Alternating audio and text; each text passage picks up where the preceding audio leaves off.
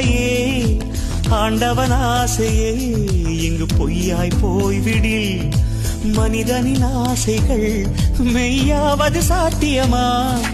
நன்மை என்றும் தீமை என்றும் 4 பேர்கள் சொல்லுவது நம்முடைய பிழை இல்லையே. துன்பம் என்ற சிப்பிக்குள் தான் இன்பம் என்ற முத்து வரும், துணிந்த பின் பயம் இல்லையே. கண்ணீர் துளியில் வைரங்கள் செய்யும் கலைகள் கண்டு கொள்.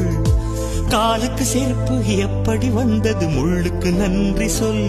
புயல் மையம் கொண்டால் மழை மண்ணில் உண்டு, எந்த தீமைக்குள்ளும் சிறு நன்மை உண்டு.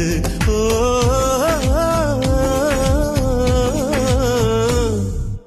சந்தோஷம் சந்தோஷம் வாழ்க்கையின் பாதிபலம்.